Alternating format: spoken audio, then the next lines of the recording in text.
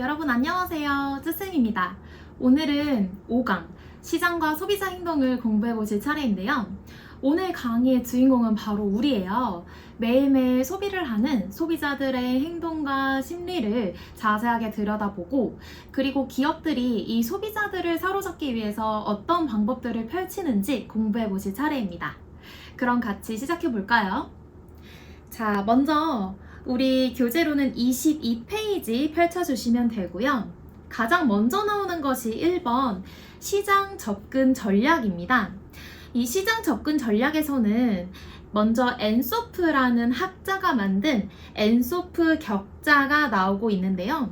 이 엔소프라는 학자는 기업들이 새로운 시장에 진출할 때 기존 제품을 가지고 진출을 하는지, 또는 신제품을 가지고 진출을 하는지, 또는 기존 시장을 그대로 밀고 나가는지, 아니면 신시장을 개척하는지에 따라서 표를 이렇게 4가지로 정리를 한 거예요. 그래서 표를 같이 보시면은 우리 어떤 기업의 예를 들어서 우리 기업이 같이 써볼게요. 20대에서 30대 여성들을 대상으로 하는 쿠션 팩트를 판매하는 화장품 회사라고 가정을 해보겠습니다. 자, 우리 회사의 기존 시장은 20, 30대 여성이고요. 기존 제품은 쿠션 팩트예요. 우리 회사가 만약에 이 기존 시장에 있는 기존 제품을 가지고 우리의 파일을 더 늘려보겠다 하는 전략을 펼칠 수가 있잖아요. 그거를 우리는 시장 침투 전략이라고 합니다. 이미 진출한 시장에 더 침투를 깊숙이 하겠다는 전략이죠. 예를 들면 이렇게 볼 수 있어요.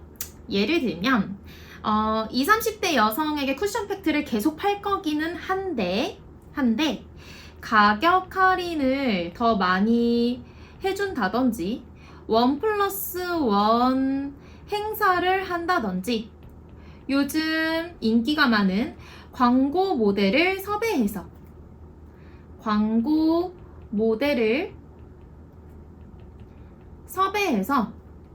우리가 가지고 있는 시장 점유율을 높이려는 전략을 바로 시장 침투 전략이라고 합니다. 자, 옆에 보시는 제품 개발 전략은요, 기존 시장을 대상으로 하되 신제품을 개발하는 전략이에요. 자, 기존 시장은 20, 30대 여성이었죠. 20, 30대 여성을 그대로 노릴 건데, 이번에는 쿠션 팩트가 아니라 신제품을 개발한다고 했으니까, 예를 들면 립스틱을 새롭게 출시해서 기존에 우리가 목표로 하고 있었던 20, 30대 여성들한테 립스틱도 한번 팔아보자 라고 하는 전략이 바로 제품 개발 전략입니다. 자, 밑에는 그럼 어떻게 될까요? 시장 개척 전략인데요. 시장 개척 전략은 신시장을 개척할 건데 기존 제품을 가지고 나가는 전략입니다. 그러면 우리가 기존에 가지고 있었던 쿠션 팩트를 가지고 누구한테 판매를 하게 되냐면, 이번에는 20, 30대 남성에게 쿠션 팩트를 한번 팔아보자 라는 전략을 펼칠 수가 있어요. 요즘에 남성분들도 이런 화장품에 굉장히 관심이 많아지는 시대잖아요. 그래서 남성분들을 대상으로 우리가 이미 가지고 있었던 쿠션 팩트가 잘 먹히지 않을까라는 전략을 취하는 거죠.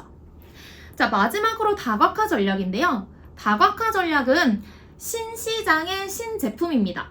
시장도 새로운, 그리고 제품도 새롭게 개발을 하는 전략이에요.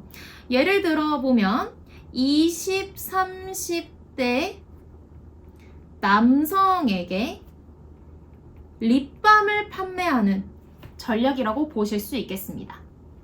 기존에 우리가 가지고 있는 시장에서 기존 제품을 가지고 파일을 늘리고 싶으면 시장 침투 전략, 기존 시장인데 제품만 새로 개발했으면 제품 개발 전략, 이번에는 이제 신시장인데 기존 제품을 가지고 새로운 시장만 개척을 할 때는 시장 개척 전략, 시장도 새롭게, 제품도 새롭게 개발하면은 다각화 전략, 이렇게 4가지 전략을 엔소프라는 학자가 제시했다는 거 알아두시면 될 것 같고요.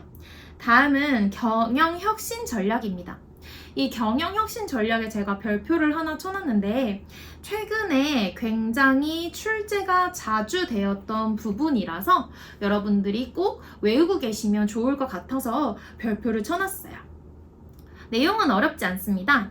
첫 번째 보시면 자산의 재배치 전략이라고 해서 자산의 재배치는 우리 기업이 가지고 있는 여러 가지 자원들이 있잖아요. 이 자원들이 조금 더 효율적으로 효과를 낼 수 있도록 재배치를 하는 전략이라고 생각을 하시면 됩니다.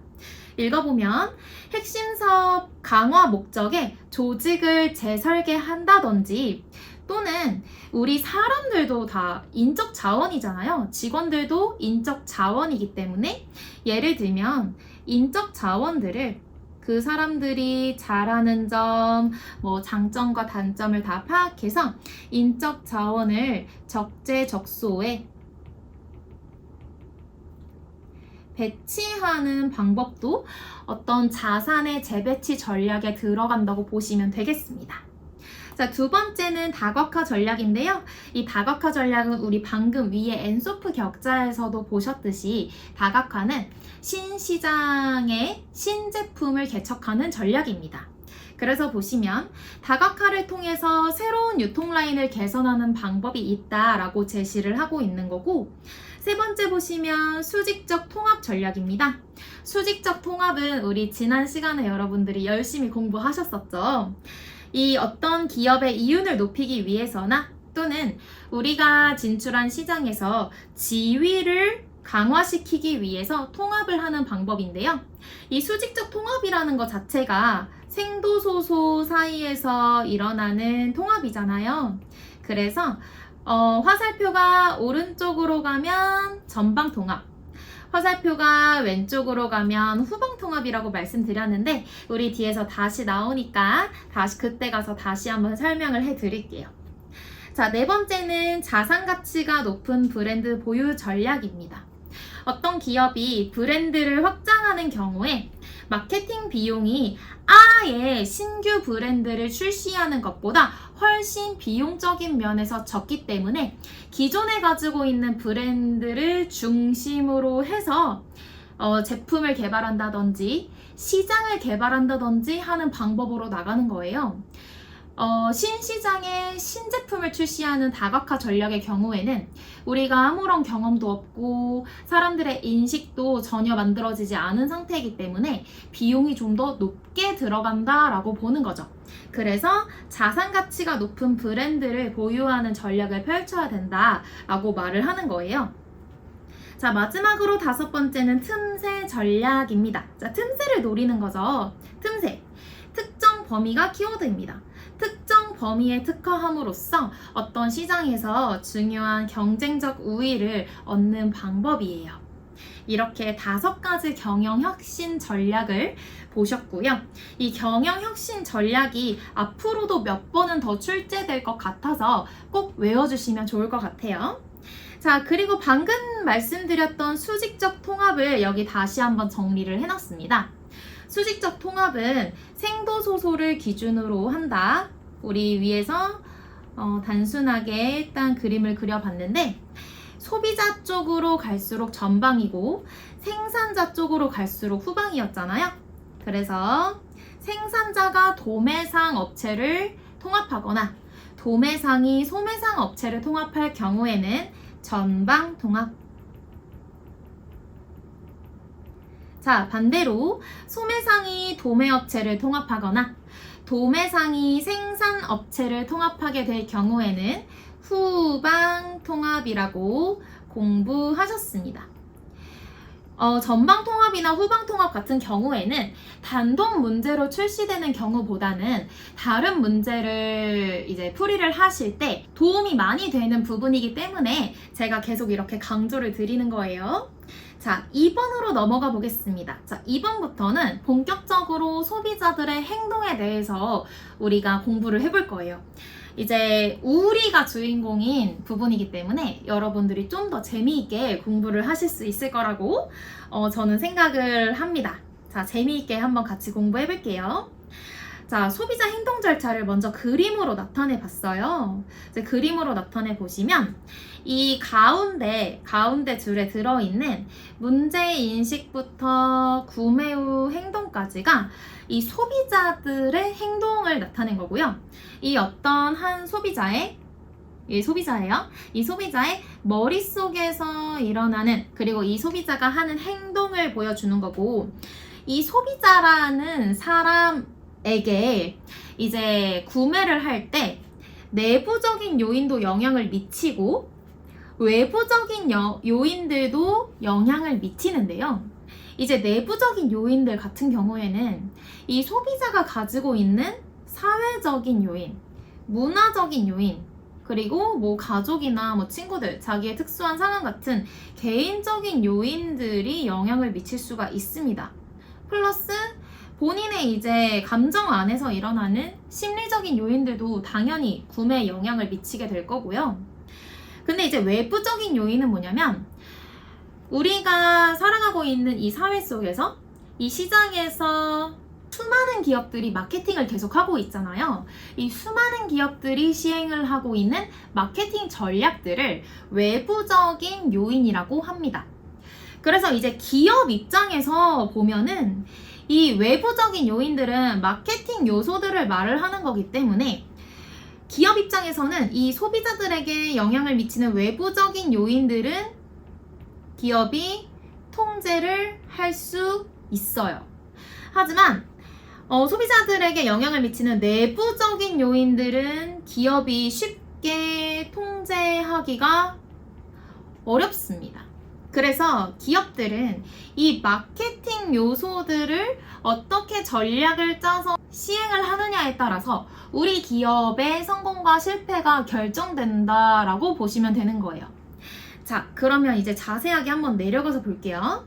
자, 동그라미 1번 문제 인식 단계입니다. 자, 이제 문제 인식 단계는 뭐냐면요, 소비자가 원하는 바람직한 상태와 지금 현재 내 상태가 다르다라고 느끼는 거예요. 이게 그렇게 거창한 단계가 아니라, 지금 제가 이렇게 수업을 하다가 갑자기 목이 마르잖아요?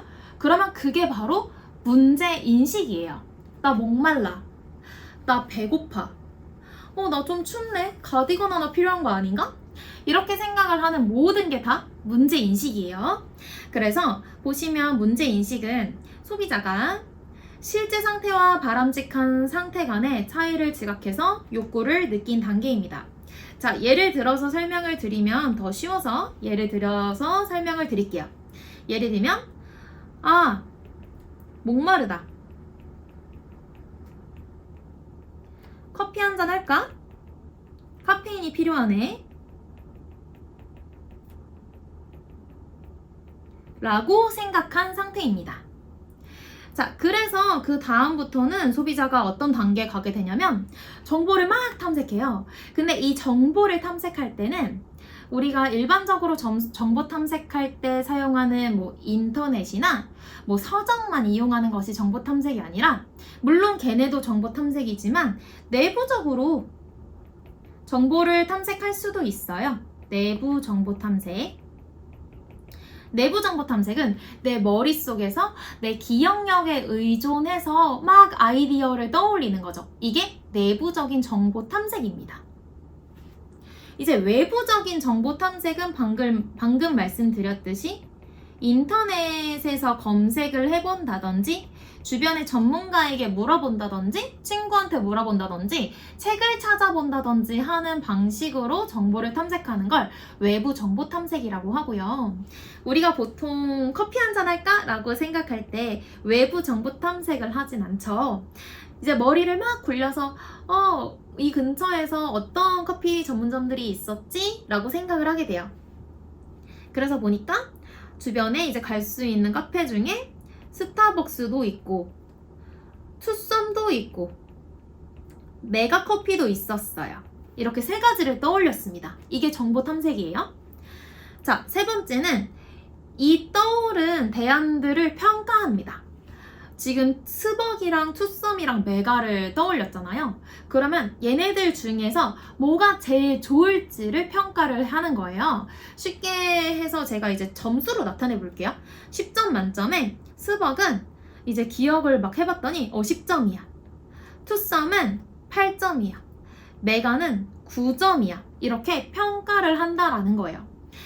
고려 중인 브랜드들을 평가했을 때 지금 가장 점수를 높게 받은 게 스벅이죠.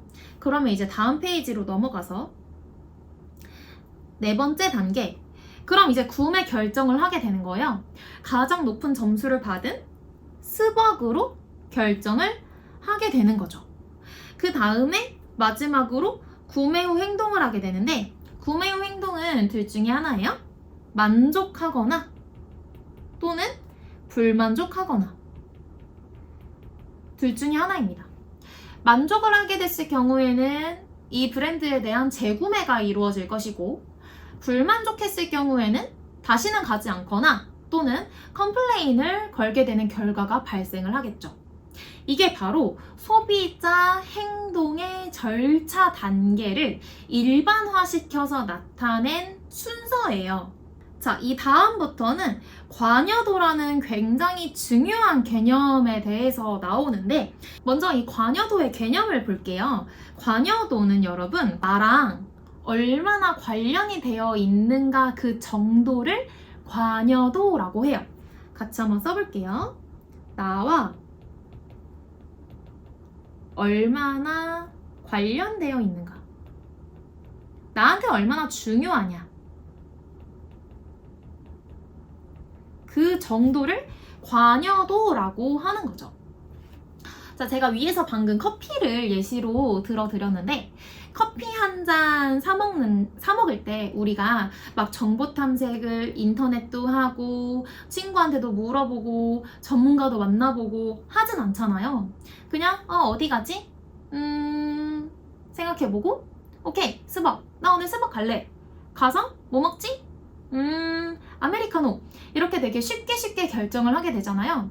그런 의미는 물론 내가 커피를 좋아해서 사 먹는 건 맞지만 내 인생에 이 구매 자체가 크게 중요하지는 않다는 걸 의미해요. 그런데 만약에 여러분 우리가 새로 자동차를 하나 구매한다고 생각을 해보세요. 자동차를 구매할 때는 굉장히 돈도 많이 들어가고 고민도 오래 하게 되잖아요. 많은 브랜드들을 찾아서 견적도 내보고 주변 사람들한테 그 차 어때? 이렇게 물어보기도 하고 인터넷도 많이 뒤져보고 후기도 보고 하면서 굉장히 오랜 시간 고민을 통해서 합리적인 결정을 하려고 노력하고 또 내가 좋아하는 브랜드가 있으면 그 좋아하는 브랜드를 구매하려고 노력도 할 거예요. 이런 경우에는 이 구매가 내 인생에 굉장히 중요한 영향을 미치는 구매다라는 걸 의미하게 돼요. 커피 같은 경우는 내 인생에 그렇게 중요한 구매가 아니기 때문에 저관여라고 하고 자동차를 구매할 때 같은 경우에는 내 인생에 굉장히 중요한 영향을 미치기 때문에 높다. 그래서 고관여라고 합니다. 그래서 관여도라는 개념 자체는 어떤 제품이 나한테 얼마나 중요하냐를 나타내는 개념이고 이 제품이 나한테 좀 덜 중요하면 저관여, 많이 중요하면 고관여 이렇게 나뉘어지는 거예요. 자, 그럼 우리 책으로 들어가서 같이 한번 보실게요. 자, 관여도란 특정 제품에 대해 가지는 중요성의 지각, 정도이다 라고 나왔습니다. 그리고 이 관여도는 고관여와 저관여로 나뉘어지는데요. 고관여는 제가 예를 들어서 자동차를 구매하는 경우를 말씀을 드렸죠. 보시면 시간과 비용을 투자 많이 합니다. 그리고 일반적으로는 이제 보통은 고관여 제품이 굉장히 가격이 비싼 경우가 많기 때문에 일반적으로는 전문품에 해당해요. 자동차도 전문품이죠. 그리고 소비자가 심사숙고를 해서 구매를 하게 됩니다. 그래서 이 기업 전략은요, 전문품을 판매하는, 그러니까 고관여 제품을 판매하는 기업의 전략으로는 소비자에게 상세하고 객관적인 정보를 제공해야 소비자가 내가 합리적인 선택을 했구나 하고 느끼게 만들 수가 있어요. 자, 저관여로 가시면, 저관여는 제가 커피로 예시를 들어드렸죠.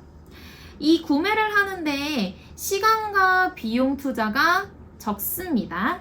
그리고 일반적으로는 편의품이에요. 소비자가 심사숙고하지 않고 습관적으로 구매하거나 충동적으로 구매하는 경우가 많고요. 그래서 이러한 소비자들을 대하는 기업의 전략은 소비자에게 반복적인 메시지를 노출한다거나 또는 POP 광고를 이용하는 방법이 있습니다. 자, POP 광고 같은 경우에는 충동 구매를 유발하는 목적을 가진 광고를 POP 광고라고 하는데요. 여러분 편의점에 들어가시면 이제 딱 판매대 앞에 굉장히 화려하고 휘황찬란하죠. 여기 한쪽에서는 막 담배 같은 게 막 이렇게 막 돌아가면서 무슨 신제품 출시 이렇게 나오기도 하고, 여기는 무슨 배너 같은 게 써져 있어서 뭐 이제 편의점에서 아메리카노랑 라떼 이런 것도 팔더라고요. 뭐 커피를 먹을 수 있게 뭐 얼마 할인 이런 식으로 배너가 써 있기도 하잖아요. 이 판매대에서 내 눈에 보이는 모든 광고가 POP 광고입니다. POP 광고.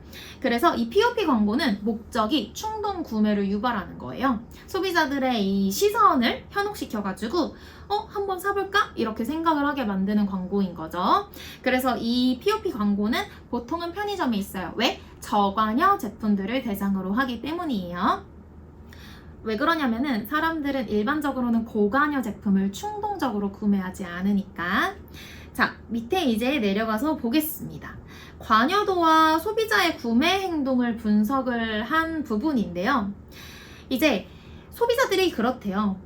고관여 제품이면서 대안간, 그러니까 뭐 A 브랜드가 있고 B 브랜드가 있어요. 그러면 이 A와 B 사이에 차이가 큰 경우에는 굉장히 그 구매 선택이 어렵겠죠. A는 디자인이 예쁘고 난 디자인도 중요한데, B는 디자인은 별론데 성능이 막 장난 아니래요. 그러면 성능을 선택해야 돼. 성능이 제일 중요한 거 아닌가? 성능 선택해야 되지, 디자인 선택해야 되지, 이러면서 고민을 굉장히 오래 할 거 아니에요. 그래서 그런 굉장히 오래 복잡하게 생각해서 하는 구매를 복합형 구매라고 합니다. 그런데 고관여인데 대안 간의 차이가 적어요. 대안 간의 차이가 적어. A 브랜드나 B 브랜드나 비슷비슷해요. 그런 경우에는 이제 소비자가 부조화 감소형 구매를 한다라고 하는데, 부조화 감소형 구매는 이제 내가 안전한 선택을 하려고 노력을 하는 거예요. 신뢰가 더 두터운 브랜드를 구매한다든지, 내가 한번 구매해봤던 기존에 사용을 하고 있었던 브랜드를 구매한다든지 하는 방법으로 안전한 선택을 하는 거죠. 부조화를 감소시키는 구매를 한다, 이렇게 보시면 되고, 다음은 저관여인데요. 저관여인데 대안 간 차이가 커요. 뭐 A 커피랑 B 커피랑 맛이 완전 달라요. 그런 경우에는 다양성 추구 구매를 합니다. 내가 저번에 A 먹어봤으니까 이번에는 B 먹어보자. 나 다양하게 한번 다 맛볼래. 이렇게 생각을 하게 된다라는 거예요. 그래서 여러 가지 모두 시도하게 되는 구매가 다양성 추구 구매고요. 마지막으로 습관형 구매는요, 저관여 상품이긴 한데 대안 간 차이가 적어요. A 브랜드, B 브랜드 다 비슷비슷한 경우에는 습관형 구매, 나 원래 먹던 거 그냥 먹을래, 이렇게 된다라는 거죠. 여기다가 이렇게 쓸게요. 늘 먹던 거, 늘 쓰던 거, 이런 식으로 적어보시면 여러분들이 나중에 다시 복습하실 때 좀 더 도움이 될 것 같아요. 그래서 복합형 구매, 다양성 추구 구매, 부조화 감소형 구매, 습관형 구매. 이 부분은 기출문제에 자주 나왔던 부분은 아니지만 과거에 분명히 여러 번 나왔었어요. 그래서 또 언제 나올지 모르는 거기 때문에 제가 이렇게 이론 파트에 넣어놨으니까 꼭 복습해 주세요. 자, 다음은 고객의 구매 심리 단계와 행동 유형 에이드마입니다. 자, 에이드마는 어떤 특정한 영어 단어가 아니라 앞글자를 따서 AIDMA를 그냥 에이드마 단계가 있다 이렇게 부르는 개념이에요. 그래서 지금 위에서 아래로 쭉 내려가면서 보시면 AIDMA 순서대로 나와 있는데요. 고객이 이제 구매를 할 때 고객의 머릿속, 고객의 심리가 어떻게 행동으로 나타나는지를 보여주는 단계예요. 그래서 여기 왼쪽에 보시면 왼쪽 부분은 고객의 머릿속에서 일어나는 심리 부분이다 이렇게 보시면 되고요. 이 오른쪽에 있죠? 오른쪽에 있는 이 설명 부분이 고객의 행동 부분이다 이렇게 봐주시면 될 것 같아요. 자, 고객의 구매 심리 단계는 이제 이렇게 봤어요. 처음에 어떤 물건이 놓여져 있어요. 그러면 고객이 지나가다가 그 물건을 바라보게 돼요. 이 단계를 주의 단계라고 합니다. 영어로는 attention이라서 A라고 나타내고요. 이때 행동은 고객이 상품을 이렇게 바라봅니다. 보게 돼요. 예쁘다. 보게 되는 거예요. 그 다음에 2단계는 interest 단계입니다. interest는 흥미죠. 흥미. 내가 그 어떤 물건에 호감을 느끼게 되는 거예요. 궁금하다. 2단계죠. 이때는 고객이 상품을 관찰하고요. 만져보기도 합니다. 자, 그 다음에 3단계로 가면요. 고객이 그 제품에 대해서 갖고 싶다 이렇게 욕망을 가지게 되는 단계예요. 그래서 이제 영어로는 desire, 욕망이라고 이제 D로 표현을 했고 상품에 대한 기대가 형성되는 단계죠. 아, 갖고 싶다. 나 저거 사면 나한테 진짜 잘 어울릴 텐데. 그럼 내가 더 예쁘게 보일 텐데. 이렇게 생각을 하게 되는 거죠. 자, 그 다음에 네 번째 단계는 메모리라는 기억의 단계입니다. 기억. 일단은 고객은 합리적인 선택에서는 충동 구매를 하지 않기 위해서 이 자리를 떴어요. 그런데 계속 기억이 나요. 아, 그거 진짜 예쁜데, 그거 진짜 내 스타일인데 이러면서 기억을 하게 되는 거죠. 상품을 상기하는 단계입니다. 마지막으로 결국에는 어때요? 액션, 행동을 하러 가는 거죠. 그래서 이 단계에 가서는 고객이 구매를 해요. 이 물건을 구매를 하게 됩니다.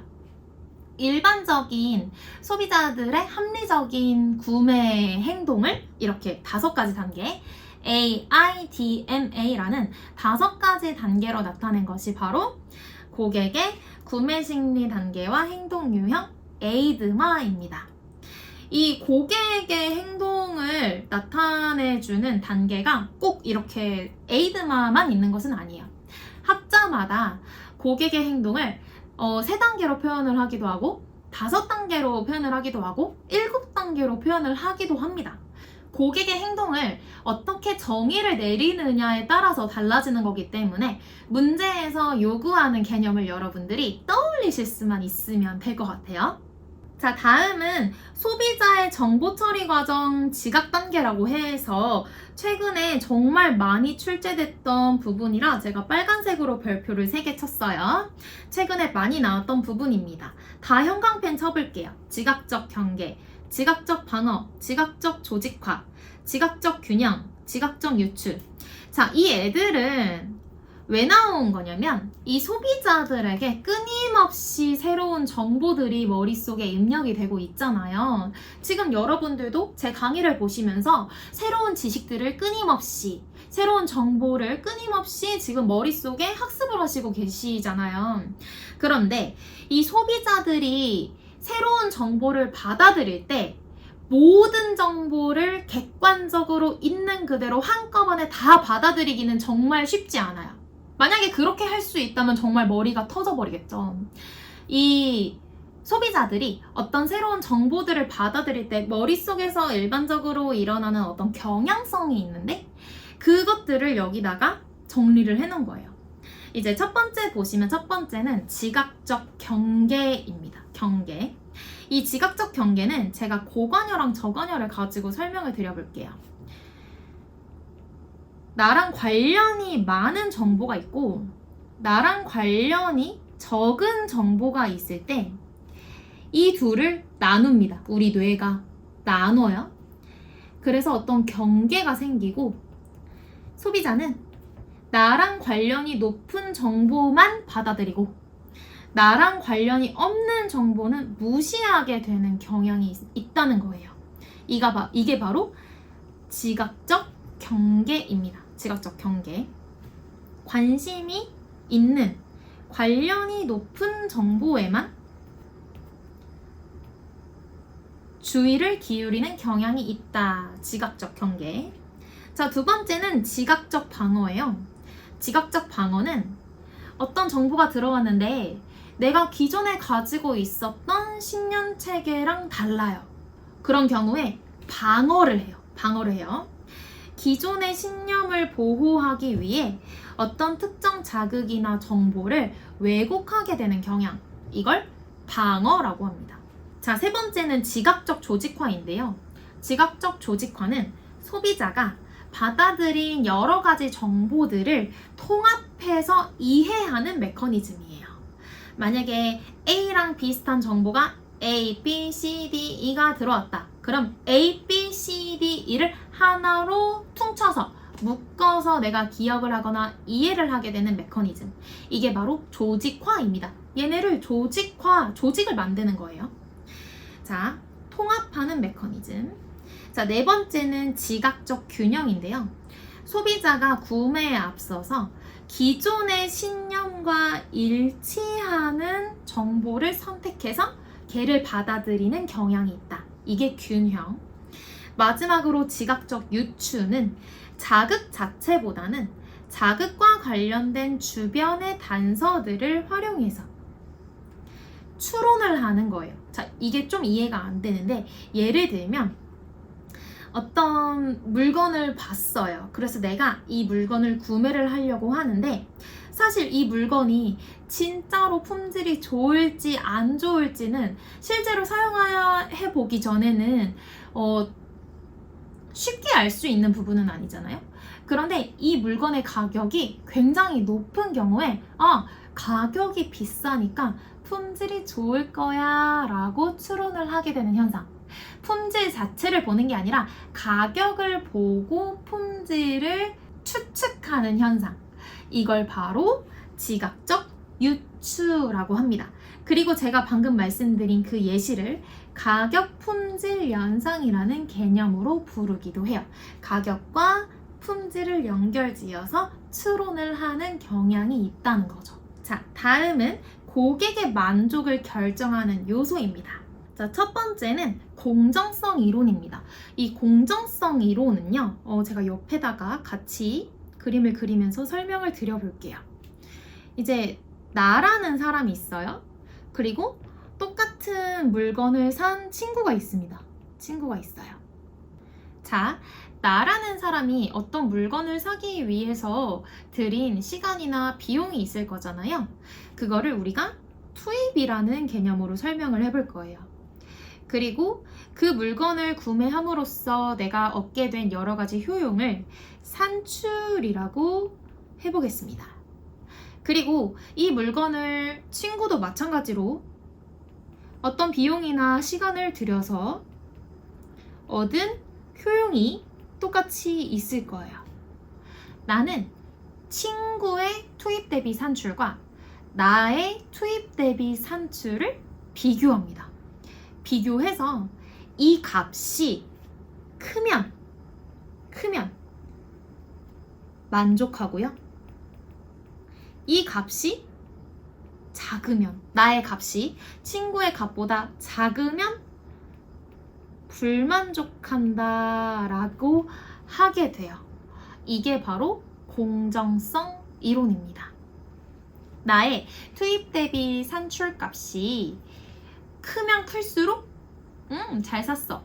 만족하게 되고, 작으면 작을수록 뭐야 억울해. 내가 똑같이 돈 들였는데 왜 나는 그만큼 결과가 안 나오지?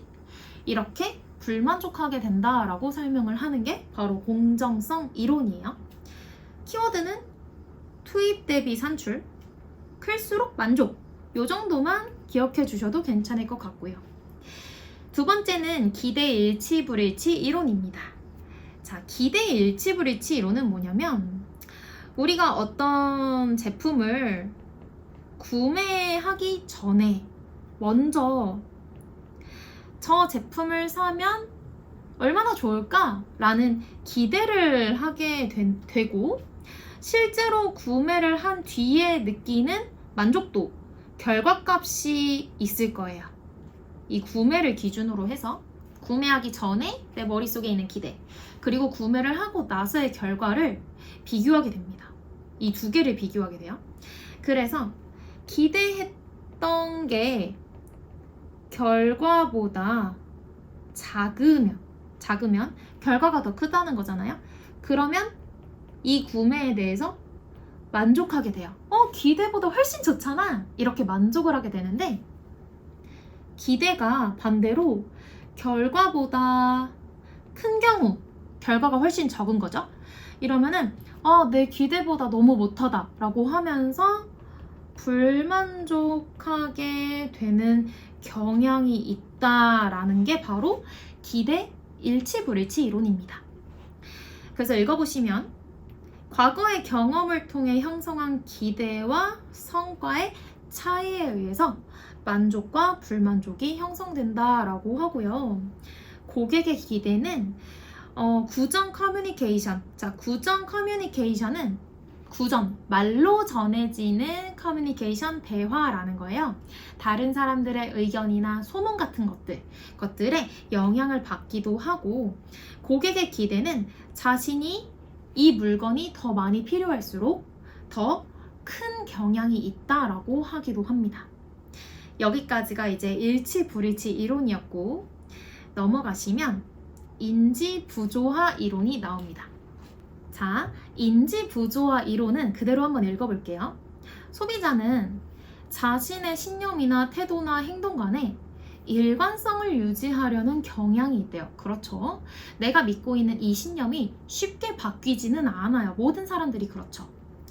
그래서 구매 전과 구매 후에 어떤 일관성이 결여되는 상황이 생길 수가 있는데, 이런 경우는 기대를 너무 많이 했거나 아니면 기대를 아예 안 했거나 이렇게 일관성이 결여되는 경우가 있는데, 이때 느끼는 기대와 다르다라고 느끼는 그 감정을 우리는 인지 부조화라고 합니다. 그래서 지금 이 이론 이름 자체가 인지 부조화 이론이고요. 구매 결정을 쉽게 취소할 수 없을 때나, 또는 마음에 드는 대안이 여러 개 있을 때, 또는 고관여 상품일 때 발생한다고 나오는데, 쉽게 말하면 고민을 많이 하고 구매하는 경우에 인지 부조화가 일어날 수가 있습니다. 이런 경우에는 이제 기업들은요, 제품의 우수성을 강조하는 광고를 통해서 네가 구매 결정 잘 한 거야, 우리는 너의 기대에 충족시키고 있어 라는 메시지를 주는 거예요. 그래서 구매 결정에 대한 소비자의 자신감을 높여주거나 소비자의 선택을 정당화하도록 만드는 전략을 취하기도 합니다. 자, 여기까지가 인지 부조화 이론이었고, 자, 다음 파트부터는 고객 관리라는 부분이 나와요. 근데 여러분, 이 고객 관리라는 부분이 유통관리사 3급 시험에서 정말 많이 출제되는 부분입니다. 그래서 주의 깊게 집중해서 강의 들어주시고 복습 필수예요. 자, 먼저 1번 고객 관계 관리입니다. 이 고객 관계 관리는 제가 정말 중요하다고 별표를 5개를 쳐도 모자라요. 정말 시험에 출제도 많이 될 뿐만 아니라 여러분들이 어떤 유통 쪽에서 근무를 하시거나 공부를 하실 목적으로 이 자격증을 따실 텐데, 앞으로 여러분들이 이제 일하거나 공부하시는 데 있어서도 정말 중요하게 많이 등장하는 개념, 그리고 우리 실생활에도 많이 적용이 되는 개념일 거예요. 자, 고객 관계 관리는 말 그대로 고객들과의 관계, 별표, 관계를 관리하는 거예요. 사실 우리 기업이 고객을 만나는 진짜 목적은 뭘까요? 진짜 목적은 이 고객한테 우리의 제품이나 서비스를 판매하고 이 고객의 돈을 얻는 것이 진짜 목적이에요. 지금 당장 이 사람한테 하나 팔면은 끝나요. 근데 이 고객 관계 관리에서는 조금 시선을 다르게 봅니다. 이 고객한테 하나 팔려면 그냥 사기치면 되지. 지금 하나 팔고 끝나면 되지. 근데 진짜 중요한 건 그게 아니야. 이 고객이 우리 회사를 계속해서 찾게 만들어야 우리 회사에는 더 이득이야. 이렇게 보는 관점이에요. 그래서 이 고객한테 물건 하나 팔고 끝나는 게 아니라 이 고객과 우리 회사의 관계, 이 릴레이션십을 좋게 만드는 게 더 중요한 거야 라고 보는 관점이죠. 자, 보시면 그래서 영어로는 CRM이라고 하기도 하는데 뭐의 줄임말이냐면 Customer Relationship Management라고 해서 그대로 고객 관계 관리를 영어로 직역해 놓은 단어입니다. 그런데 제가 지금 이 영단어를 왜 알려드리냐면 시험 문제에 고객 관계 관리라고 한국말로 나올 수도 있지만 CRM이라고 영어로 나올 수도 있기 때문에 꼭 여러분들이 고객 관계 관리하면 CRM 이렇게 연결 지어서 공부를 해주셔야 돼요. 자, 고객 관계 관리의 개념을 먼저 보겠습니다. 제가 방금 이제 설명을 좀 드렸지만 이제 개념을 어떻게 정의를 하고 있냐면 고객과 관련된 기업의 내외부 자료를 분석 통합해서 그러면 고객들의 어떤 정보가 우리 기업에 있어야겠네요. 고객 특성에 기초한 마케팅 활동을 계획, 지원, 평가하는 과정이다 라고 나와요. 그러니까 우리 기업의 마케팅 활동이 뭐를 중심으로 들어가냐?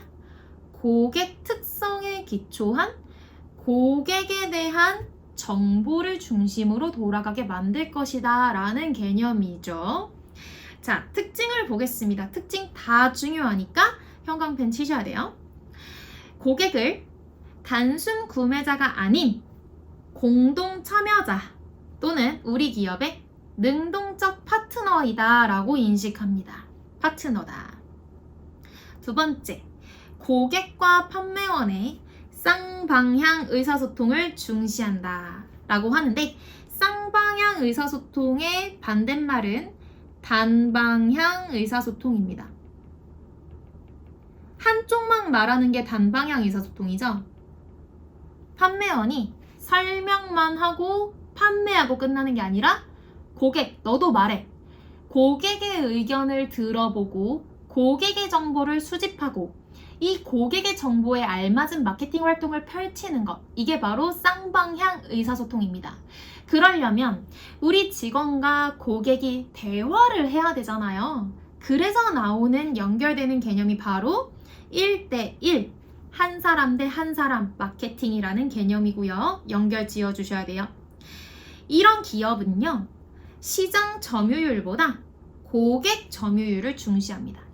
당장 시장에 물건 하나 팔았어? 와, 우리 돈 벌었다! 이게 아니라 한 명의 고객이라도 우리의 단골 고객으로 만드는 것에 집중을 한다라는 거죠. 자, 기업의 전사적 차원의 정교한 대응을 하게 되고요.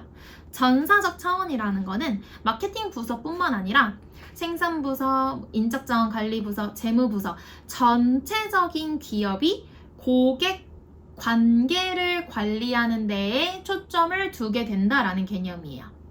자, 그 다음 제품의 단기적 판매가 아닌, 지금 하나 팔고 끝나는 것이 아닌 장기적 판매를 높이기 위한 방법입니다. 굉장히 중요한 개념인데요. 당장 고객한테 물건 하나 팔고 끝나는 건 단기적인 판매는 높여줄 수 있어요.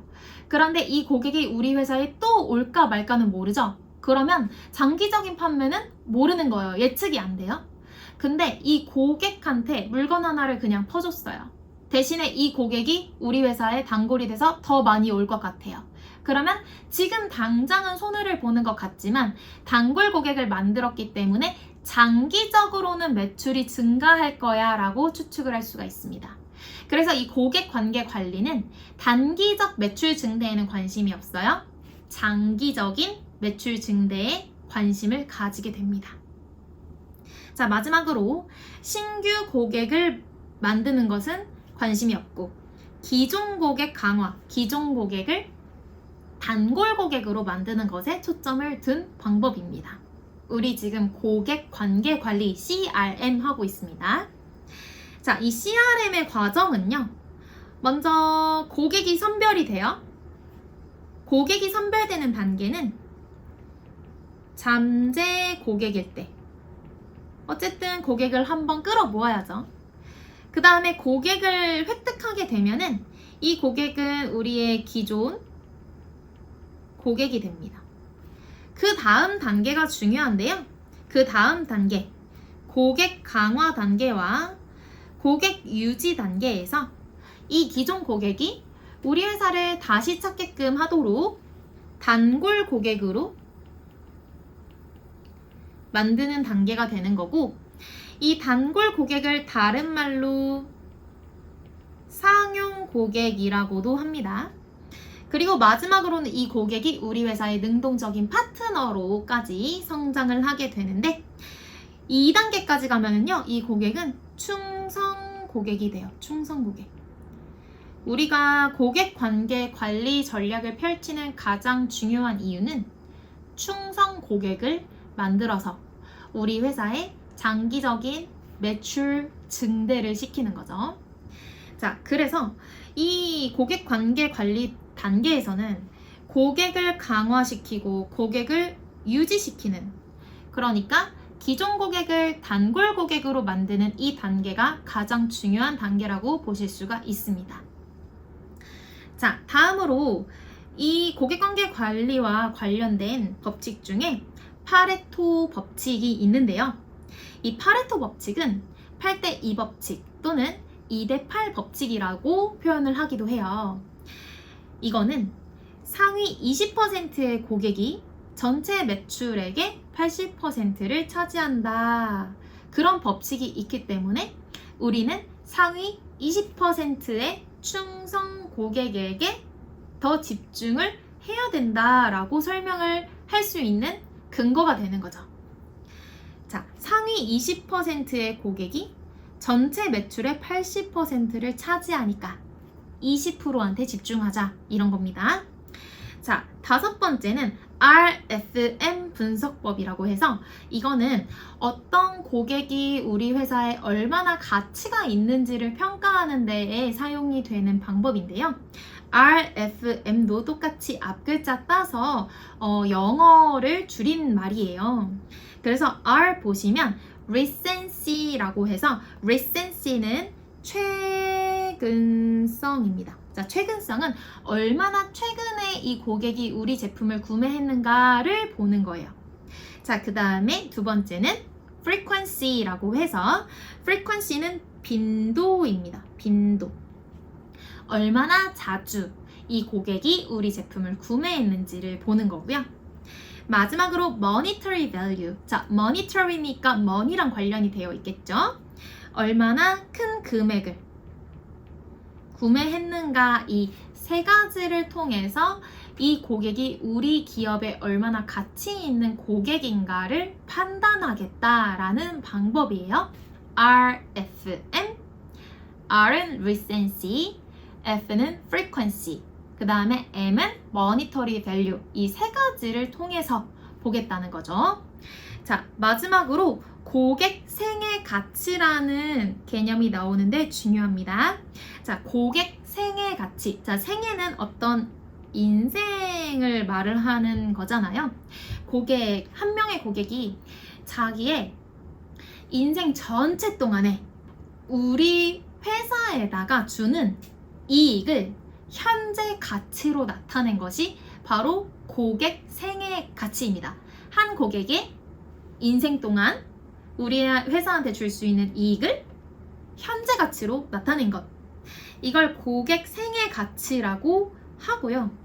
다음에 보시는 표에서는 이제 거래 지향적 판매와 관계 지향적 판매가 나왔는데, 거래 지향적 판매는 거래가 목적인 판매고, 관계 지향적 판매는 관계가 목적인 판매라서, 거래 지향적 판매는 고객 관계 관리를 적용하지 않았을 때 판매를 말을 하는 거고요. 관계 지향적 판매는 고객 관계 관리를 적용했을 때의 판매 방식을 말을 하는 거라 이 표 그대로 여러분들 외워주셔야 돼요. 자, 거래 지향적 판매는 초점은 판매, 지금 당장 하나 더 파는 거, 이게 초점입니다. 자, 소통은 판매원의 말하기 위주로 이루어지고, 목표는 설득, 화술, 가격 조건 등을 통해서 신규 고객을 확보하고 하나라도 더 파는 것, 이게 더 중요한 방법이에요. 자, 목적은 단기적으로 오늘 물건 하나 더 파는 게 중요하다, 이렇게 보는 관점이고요. 관계 지향적 판매를 보시면 관계 지향적 판매의 초점은 고객이 뭐를 원하는지, 고객의 욕구를 이해하는 데에 초점을 둡니다.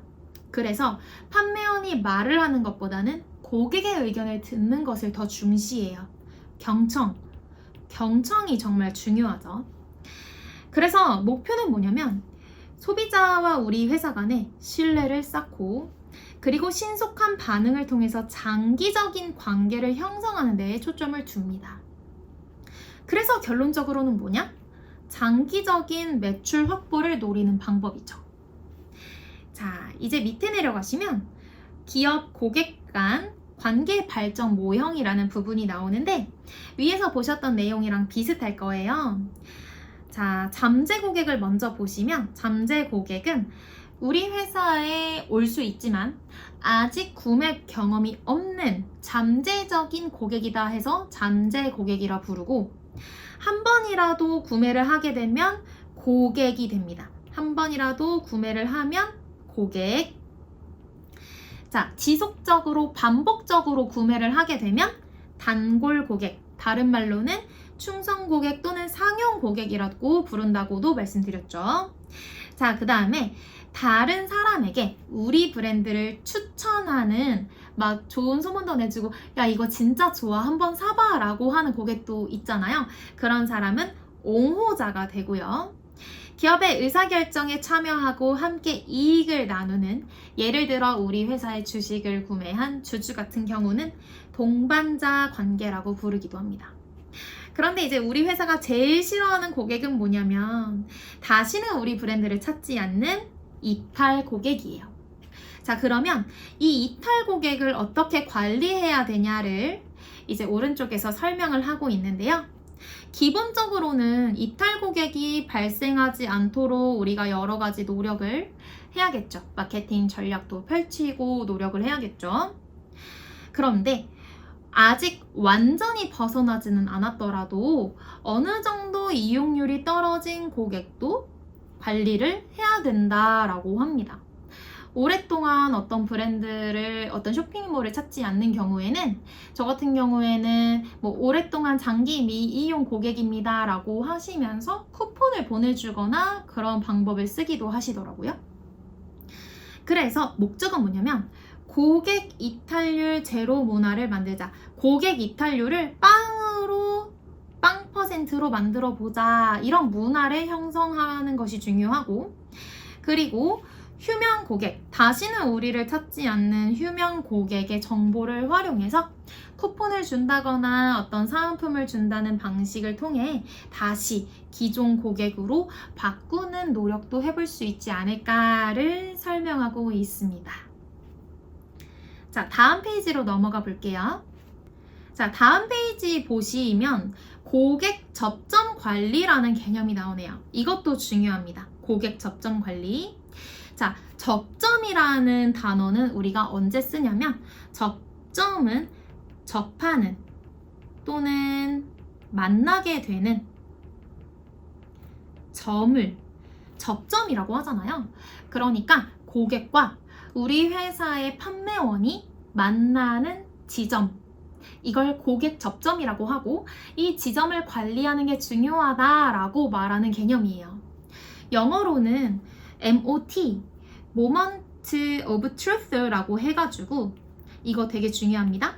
고객 접점 관리는 다른 말로 모먼트가 순간이고 truth가 진실이잖아요. 그래서 진실의 순간이라고 부르기도 해요. 진실의 순간. 자, 고객과 판매원이 마주쳐서 소통을 하게 되는 바로 그 순간에 이제 이 기업에 대한 어떤 이미지를 고객이 처음으로 받아들이게 되잖아요. 그리고 이 브랜드가 어떠어떠하다라는 생각을 무의식적으로 하게 돼요. 이 순간이 바로 진실의 순간이라고 부르게 되는 거거든요. 그래서 한번 보시면 개념은 고객과 판매원이 만나는 순간이다 라고 나왔고, 특징을 보시면요, 고객이 기업을 처음으로 평가하게 되는 시점으로서 이 시점부터 고객 만족도가 결정되기 시작합니다. 그래서 정말 중요해요. 자, 기업의 승부를 결정하는 순간이 되기도 하고 한 번뿐만이 아니라 여러 번 발생할 수가 있습니다. 자, 여러분, 어떤 고객이 우리 기업을 100번 방문했어요. 그런데 100번 방문하는 동안 만족하고 한 번 방문했는데 정말 최악의 경험을 하게 돼요. 그러면 이 고객은 우리 기업을 다시 찾아줄까요? 절대로 아니에요. 절대 아니에요. 제가 최근에 배달 음식을 하나 먹었는데 어디라고는 절대 밝히지 않을 거예요.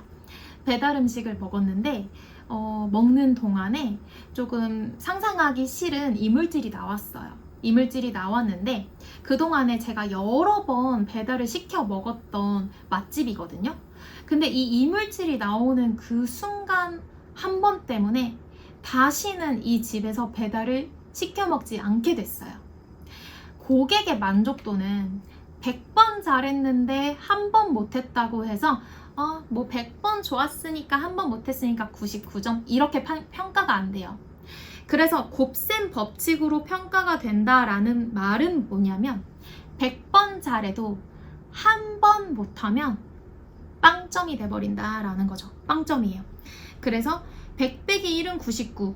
그럼 나의 만족도는 99가 된다? 아니라 100 곱하기 0은 0. 그냥 0이 되어버려서 고객이 이탈해버리는 경우가 생겨버릴 수가 있기 때문에 이 MOT라는 진실의 순간이 중요하다라고 말을 하는 거죠.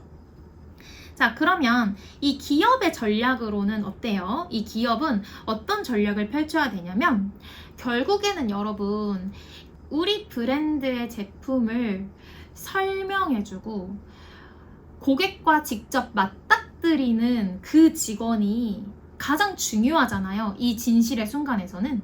그래서 기업의 전략은 뭘 해야 되냐면 판매 사원한테 동기부여와 만족도를 줘야 된다라고 얘기를 해요. 그래서 그걸 뭐라고 부르냐면 오른쪽에 나와 있는 임파워먼트입니다. 임파워먼트는 중간에 파워가 있잖아요. 파워를 줘라 라는 뜻이에요. 파워를 줘야 된다. 누구한테?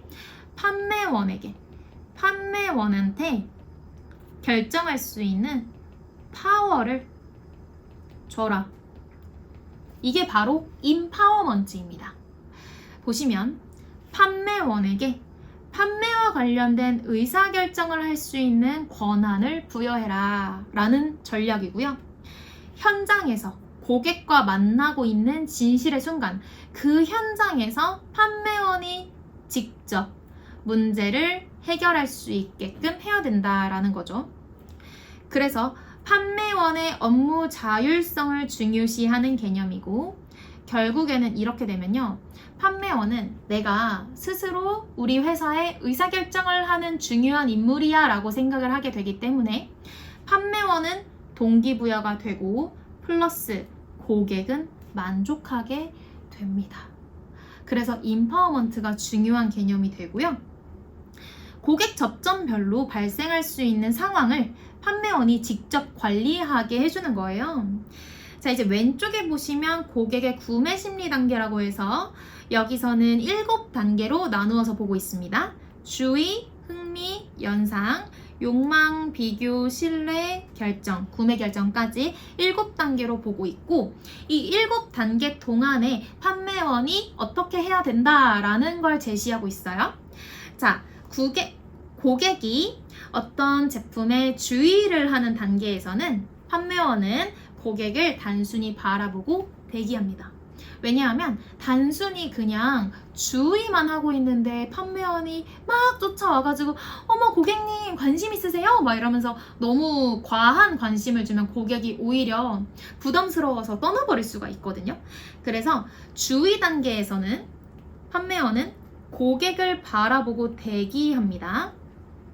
자, 흥미 단계에서는 고객에게 관심을 가지고 흥미를 계속 가질 수 있도록 유도해요. 자, 연상 단계에서는 고객에게 접근해서 상품을 제시해야 됩니다. 계속 떠올리게 만드는 거예요. 이때 정말 효과적인 방법이 하나 있는데 그게 뭐냐면 판매 제시라는 방법입니다. 고객이 이 물건을 계속 연상하게 만들려면 고객에게 상품을 실제로 보여주고 사용해 보도록 해서 상품을 이해시키는 시연을 한다든지 또는 자세하게 설명을 해주는 활동을 말을 하는데 판매 제시, 충동 구매 유발에 아주 효과적인 방법이래요. 가장 대표적인 예시로 마트에서 하는 시식 판매가 있죠. 마트에서 되게 맛있는 음식 냄새 나고 시식하게 해주셔가지고 하나 맛보면 원래 사려고 했던 음식이 아니더라도 한 번쯤은 사보셨던 경험이 있으실 것 같은데요. 저 마트 가서 시식하는 거 되게 좋아해가지고 이런 경우에는 고객이 구매를 할 수 있도록 하는데 판매원이 정말 큰 역할을 한 거죠. 자, 다음 고객이 이제 욕망을 하게 되는 경우에는요, 상품의 특징이나 효용성을 객관적으로 설명하고 권유하는 것이 가장 효과적입니다. 고객의 감정을 자극하는 것보다는 이 제품에 대한 객관적인 정보를 고객에게 주는 것이 중요한 단계이고요. 다음 비교 단계에서는 이 브랜드 제품과 비슷한 유사품과의 차이점을 제시해서 이 브랜드의 장점을 강조시킬 수 있습니다. 다음 신뢰 단계에서는 상품의 가치를 인식시켜 확신을 가지게 할 수 있고요. 마지막으로 결정을 한 단계, 고객이 이 제품을 구매하기를 결정한 단계에서는 신속하게 포장하고 계산해주고 추가 판매를 유도한 후에 깔끔하게 마무리해주면 되겠습니다. 그런데 중간에 어떤 판매 저항이 일어날 수가 있어요. 그러면은 이 판매 저항은 뭐냐면 판매원이 상품을 설명하거나 구매를 유도하려고 고객한테 다가갔는데 저항을 보이는 모습, 조금 부담스러워하는 모습이 있을 수가 있다. 요거 주의해야 되고요. 고객이 컴플레인을 거는 상황이 있을 수 있잖아요. 이런 경우에 어떤 방법을 써야 되냐, 이거를 영어로는 MTP, 자 뭐의 줄임말이냐면 Man, Time, Place의 줄임말인데요. Man은 사람, Time은 시간, Place는 장소 이 세 가지를 활용하면 컴플레인 대응하는 게 훨씬 좋다라는 개념이 있어요. 이거는 뭐냐면 고객이 컴플레인이 생겼을 때 응대하는 사람을 바꾸거나 응대하는 시간을 바꾸거나 또는 응대하는 장소를 바꾸면 고객이 막 화가 나서 불만 표출을 하지만 좀 더 상급자가 온다든지 또는 잠시 대기해 주시겠습니까 해서 대기실로 가서 시간이 흐른다든지 또는 다른 사무실로 가서 상담을 할 수 있게 해준다든지 하면 한번 하고 환기가 되잖아요. 이 방법을 MTP로 대응을 하는 방법이라고 우리가 해요. 그래서 컴플레인을 대응할 때는 MTP 방법을 쓴다. 여기까지 알아주시면 되고 이제 마지막으로는 단골 고객을 만드는 응대 기법입니다. 이건 되게 쉬워요. 그냥 읽어볼게요. 첫 방문인 고객에게도 친절히 대하며 적절한 상품을 권한다. 상품 판매 후에도 고객 후기나 만족도 평가 등을 통해서 애프터 케어를 실시한다. 세 번째, 점포를 재방문한 고객에게는 이전 방문의 내용을 상기시켜서 친밀감을 주는 대화를 한다. 마지막으로 상품을 구매하지 않는 고객에게도 끝까지 친절하게 대해서 다시 찾아오도록 한다라는 전략이 있습니다. 여러분, 오늘 우리 고객과 관련해서, 그러니까 우리들 소비자와 관련해서 굉장히 중요한 개념들을 많이 학습하셨는데요. 제가 오늘 중요하다고 말씀드린 개념이 굉장히 많은데 그만큼 시험에도 자주 출제되는 부분이다 보니까 꼭 철저하게 복습해 주시고 오늘 배운 용어들 머릿속에 쏙쏙 넣어주셔서 기억해 주시면 좋겠습니다. 자, 그러면 잠시 일시정지 누르시고 복습하시거나 문제 한번 풀어보시고 저는 잠시 뒤에 돌아오도록 하겠습니다. 네, 여러분 문제 다 풀어보셨나요? 우리 26페이지 5강 시장과 소비자 행동 기출문제 한번 들어가 볼게요. 자, 소비자 구매 의사결정 단계를 물었습니다. 자, 소비자 구매 의사결정 단계, 제가 커피 마시고 싶다 이걸로 예시 들어드렸던 거 기억나시죠? 먼저 문제인식으로 시작을 할 거고 정보 탐색을 할 거예요. 그 다음 구매 전에 대한 평가를 한 후 구매하고 구매 후 평가까지. 정답은 3번이 되겠습니다. 자, 2번 가볼게요. 관여도에 대한 문제가 나왔습니다. 관여도는 고관여 그리고 저관여로 나뉘어서 고관여는 자동차, 저관여는 커피로 설명을 드렸었죠. 1번부터 볼까요? 관여도란 어떤 제품의 구매 결정에 투입하는 소비자의 시간 및 정보 수집 노력, 맞는 설명이네요. 고관여 제품에 비해 저관여 제품은 동반 구매 욕구가 강하다, 맞는 설명이네요. 동반 구매 욕구는 다른 거 살 때 요거 같이 한번 사볼까? 이런 구매.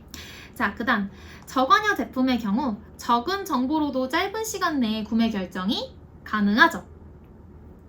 4번 제품 관여도에 따른 소비자 행동의 차이는 마케팅 전략과 유통 전략에도 차이를 가져옵니다. 당연한 설명. 그러니까 우리가 배우는 거죠. 5번 저관여 제품은 여러 상표와 모델을 동시에 비교하고자 하는 소비자의 비교 욕구가 강하다. 틀린 설명이네요. 저관여 제품이 아니라 고관여 제품으로 바꿔주셔야겠습니다.